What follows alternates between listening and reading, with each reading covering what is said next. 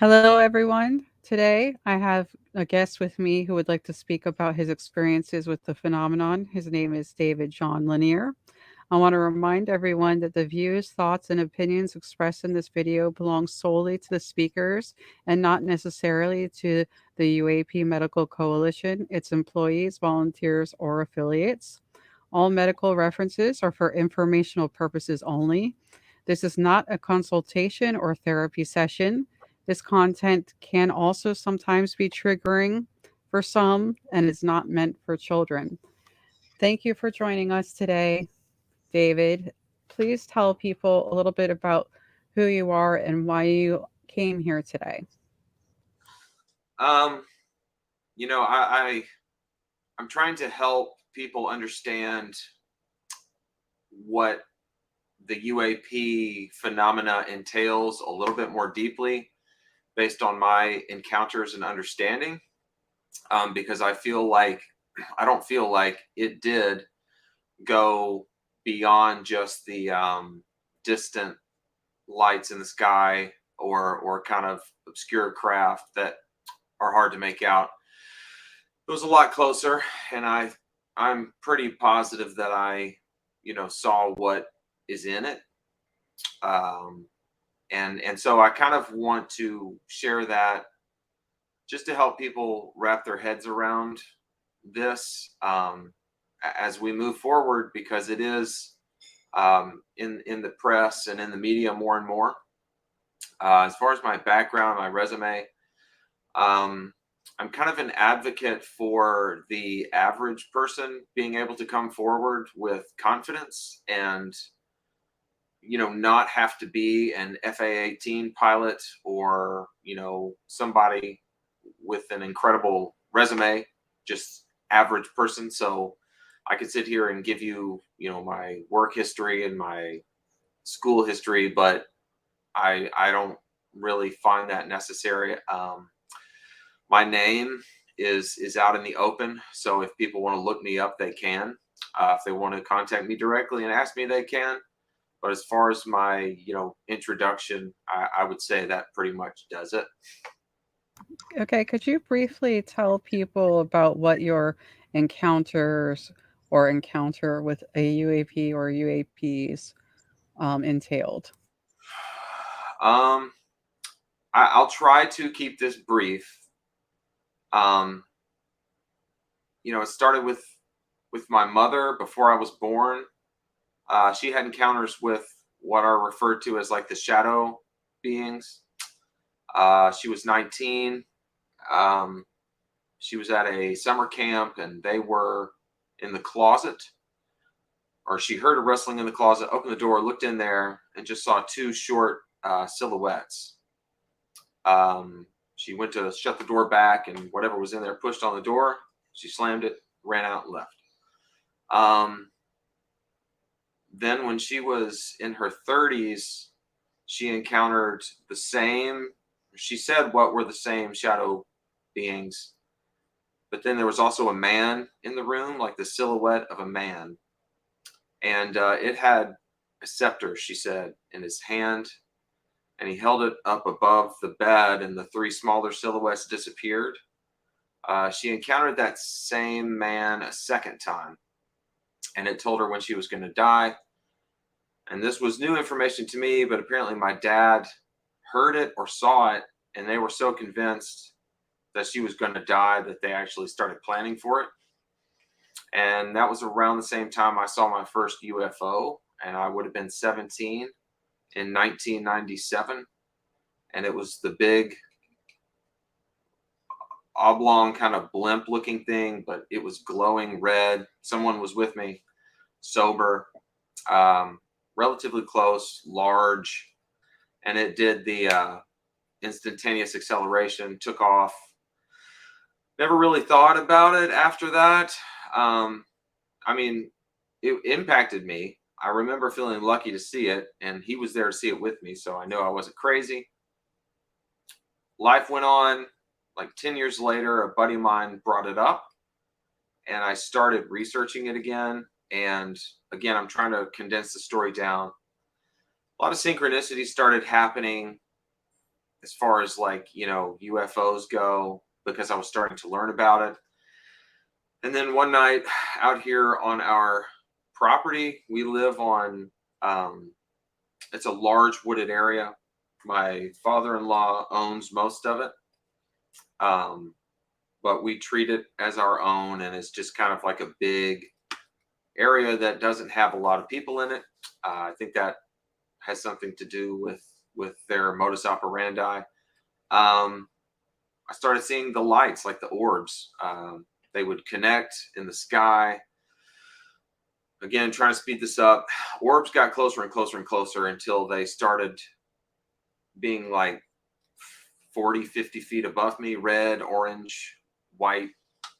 Um, and then the craft started showing up after that. Again, no CE5, no drugs, no kind of summoning exercises were performed. This came to me, and the craft off the top of my head that were the closest to me were a metallic sphere, the red and orange orbs, which were, I don't know how big they were, about that big. They would they were with some of the craft, a crescent. It just looked like a crescent moon. That thing was probably about 40 or 50 feet above me. Two black triangles. One was quite sizable. One was small. Um, Two discs. They looked like safari hats. One of them flew right over me. Another had two lights that shined at me. My wife saw that one with me. She doesn't recall it. She doesn't really like talking about it. Um, One was teardrop shaped, and it was right over the house, like 20, 30 feet over the house. Um, and it just hung there. And when it flew over probably 70 feet.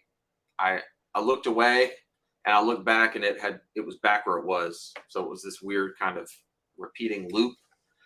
And it just got weirder and weirder. And then the beings came in the house.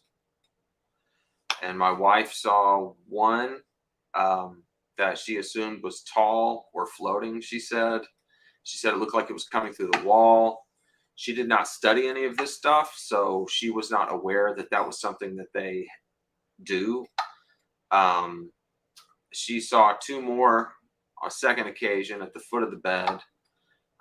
I saw one in the carport, um, and it materialized out of a green mist. Um, we think that our daughter saw one. She was 5 at the time.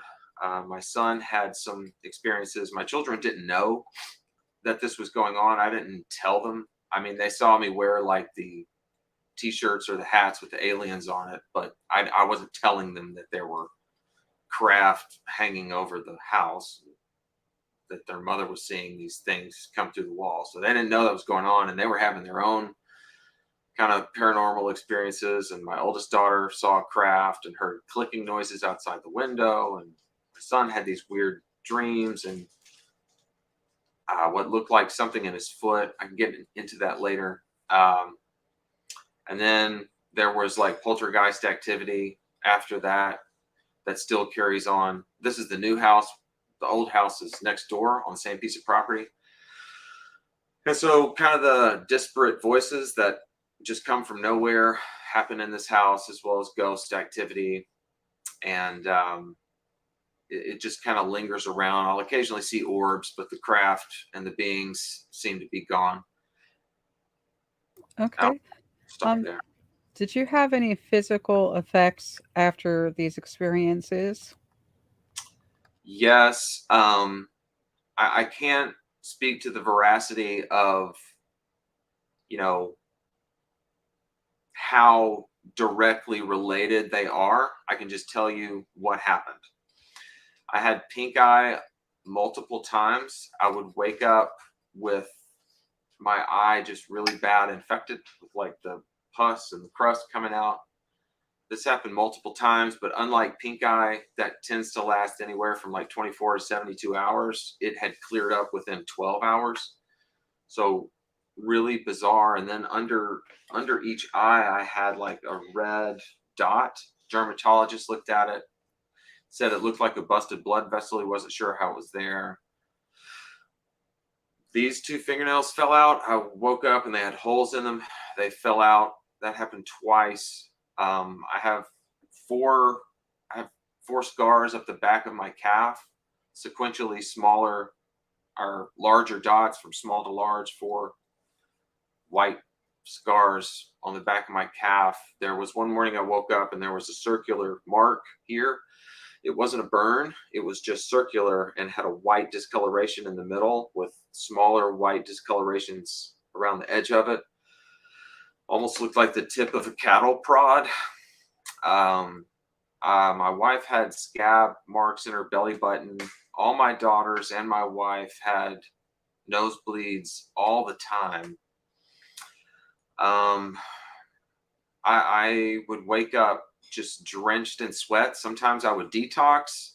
Sometimes I would have nightmares, but this was different. This was like just, I would have to change my clothes. I would have to change the sheets. It would be soaked through the mattress. I would have to lay towels down. This was just repeatedly um, this kind of thing happening. There was one night I was outside, and I don't know if it was a craft or if it was two of the orbs on the other side of the trees. I just remember orange light, and I don't remember why I was outside.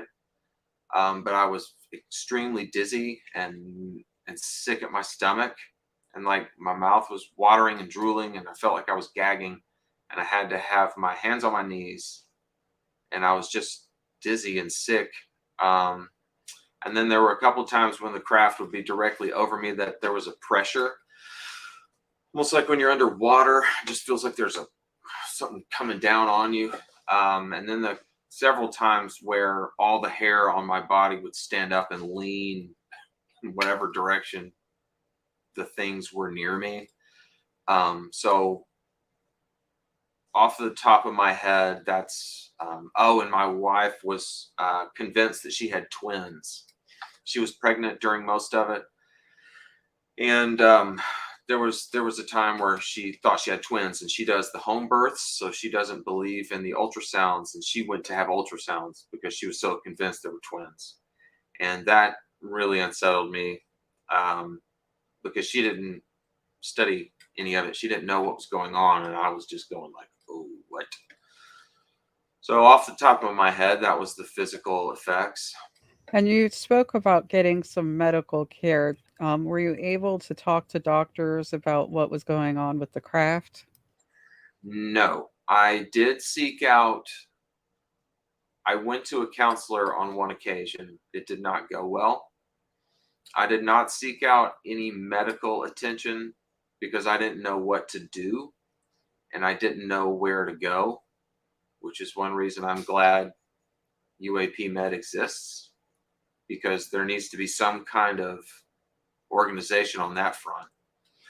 But I did not go to a medical doctor because I was ashamed and embarrassed and confused, and I didn't know what was happening. I did later seek therapy, and that did not go well at all. Would you like me to go into that?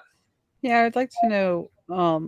So, I mean, I can imagine you're going to explain why it did not go well, but I did want to ask if you felt like there were some repercussions from the encounter that had to do with your mental health. Yes. Whether directly or indirectly, it definitely affected my mental health. Matter of fact, retrospectively, I'd say it ruined my life. I mean, it's a double-edged sword, but I can't have a normal life. I can't go back. I can't unsee it. I can't undo it. And I either have to suppress it and act like it didn't happen, or I have to open up about it. And even in places where I'm supposed to be safe to open up, like the counseling session. Um, Long story short, it was chalked up as I was hallucinating. I was having a mental breakdown and I was hallucinating, and they put me on medication that I didn't need to be on, that rendered me inert, a vegetable. I couldn't even get up out of the bed. And I went back to see another psychologist, and he was looking through the notes while I was sitting there, and he was like, "It says here that you suffer from severe hallucinations." And I knew right then that even though the therapist was like, and I was just in tears, having like a manic breakdown, she was like, "I believe you, David." And I knew she didn't. I was like, "I see a cross on your necklace or wherever." I was like, do you believe in God?" She was like, "Yes." I was like, "Well, what do you think angels and demons are? What do you think? You don't think that's real?" I was like, that's what this is, and I'm just hysterical. And so, yeah, it didn't go well. So I quit taking the medicine. Were there any was there any history prior to those encounters related to mental health or some of those physical conditions that you mentioned prior to the encounters? Were any of those things present, or did they only occur as a result of those encounters? When I was an infant, I suffered mercury poisoning from an MMR vaccination. Um, and it caused me to go catatonic, and I was a vegetable for how many odd hours. And they essentially said I would die, and they sent me home in an incubator. I didn't. And apparently, these beings said that that was when they started interacting with me. I think that they're full of it half the time, but that causes swelling in the brain. But after the encounters, I was so stressed out and confused, and it that I took a like accredited IQ test in logic and spatial reasoning, and not only was I high on the scale, but I was like in the gifted category. So I didn't take it for math, but as far as logic goes, I wasn't going crazy. I don't know. I mean, I was never dumb. I was never. No one has ever thought of me as incompetent. I also was diagnosed with chronic Lyme disease. But that was in 2012, which was after the encounters. So there would have been no reason for me to see what I saw. Not to mention, I saw it in '97 with a friend, and my wife and kids saw some of it Right. as well. Right. So I just wanted to verify that these psychosocial consequences and medical issues did happen after your encounters near your home. Were there other psychosocial consequences besides the stress and needing the mental health assistance? Yeah, I mean, you just, you can't, again, I can't be normal. I can't have a normal life. Like, I either have to suppress it all and act like it didn't happen. And when I do that, it's just always bubbling under the surface. Like, I can't get away from it. I still have nightmares, you know, and it's just real difficult. And I've lost friends and family. What do you think? I'm sorry. What do you think would have been beneficial for you in terms of treatment?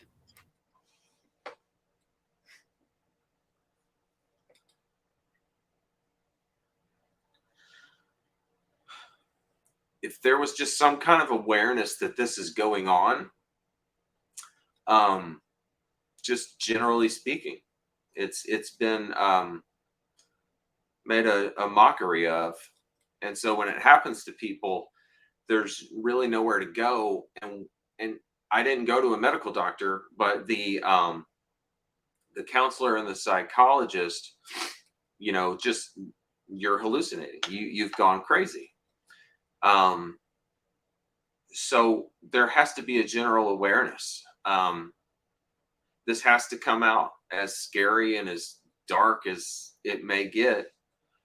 You got to peel that band-aid off. Otherwise, I fear that this is going to happen to one of my kids, and they're not going to have anywhere to go, and it's going to ruin their lives. It's just really, it's yeah, it affects everything. It affects everything. Just sorry. No, I'm very appreciative that you let people know that.